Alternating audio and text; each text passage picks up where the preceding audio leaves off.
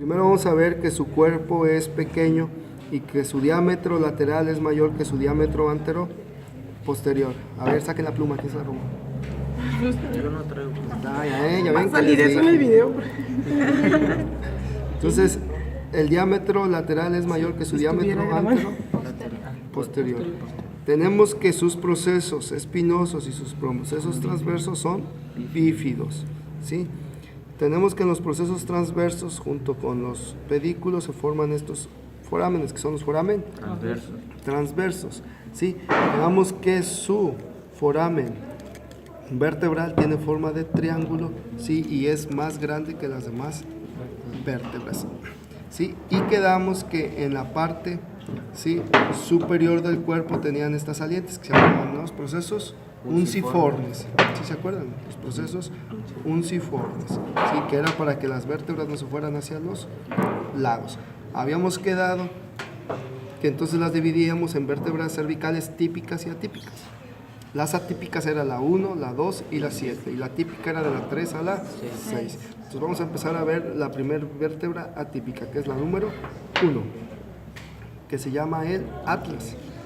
El atlas tiene una característica, que no tiene cuerpo ni proceso espinoso. Recuerden, no tiene cuerpo ni proceso espinoso, ¿sí? Entonces, ¿qué tiene? Tiene dos masas laterales, tiene dos arcos, un arco anterior y un arco posterior.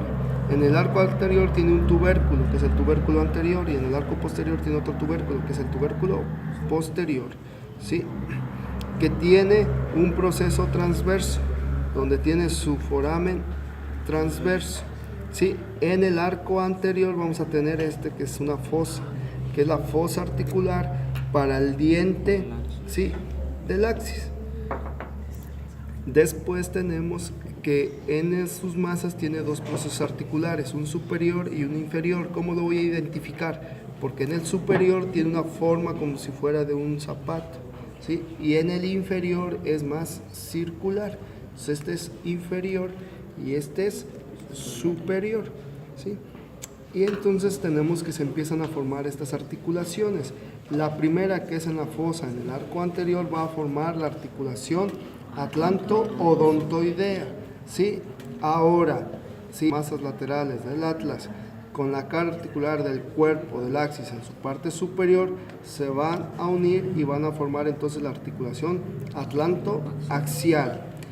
Y estas masas laterales en su parte superior, si me prestas el cráneo, ¿sí?, se va a insertar con los cóndilos y entonces me van a formar la articulación, ¿sí?, atlanto-occipital.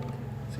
Estos son los que me van a estar formando. Son las tres articulaciones que se forman en el atlas, ¿sí? Si empezamos a ver ahora el axis, vamos a ver que el axis sí tiene, esta es la segunda vértebra, que es atípica también, tiene un cuerpo, tiene un proceso transverso, tiene sus pedículos, tiene sus láminas que van a formar los procesos espinosos, y aquí tiene su foramen vertebral, que es en forma de triángulo y es muy grande. En su cuerpo tiene esta saliente que se llama el diente o el proceso odontoideo del axis. Tiene sus caras articulares en los cuerpos, parte superior, ¿sí? Y vamos a ver que este diente se va a articular con el atlas, ¿sí?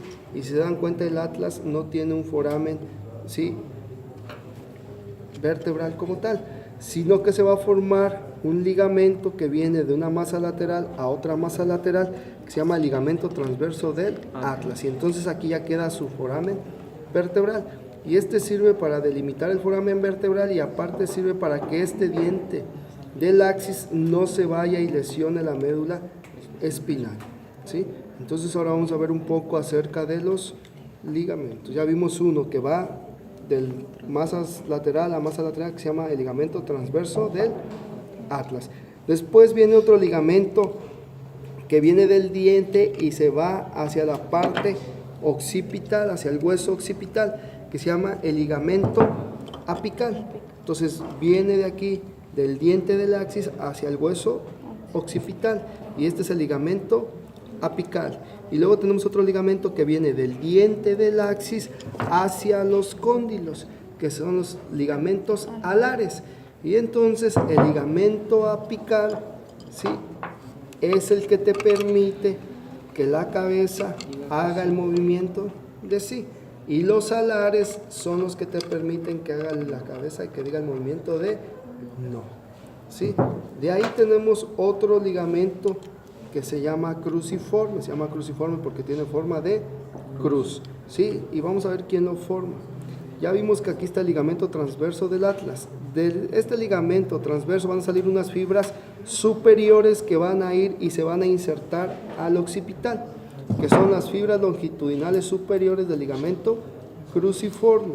Luego de este ligamento transverso del atlas van a salir otras fibras que van hacia la parte inferior y se van a insertar aquí en el cuerpo del axis, que son las fibras longitudinales inferiores del ligamento cruciforme. Y entonces ahí tenemos ya el ligamento cruciforme. ¿Quién forma el ligamento cruciforme? ¿Sí? Las fibras longitudinales superiores del ligamento cruciforme, las fibras longitudinales inferiores del ligamento cruciforme y el ligamento transverso del atlas. Esos son los tres que me van a formar el ligamento cruciforme. Y después tenemos otro ligamento que viene por la parte interna, ¿sí?, del foramen vertebral, ¿sí?, que se llama el ligamento longitudinal posterior, que cuando llega este ligamento longitudinal posterior al atlas se va a ir a insertar, ¿sí?, al occipital. Entonces cuando vamos a hacer una disección, el primer ligamento que vamos a encontrar es el longitudinal posterior. Lo quitamos y nos vamos a encontrar ahora con el cruciforme. Quitamos el cruciforme y entonces nos vamos a encontrar el apical y los dos alares. Son los ligamentos más importantes que se encuentran en esta región.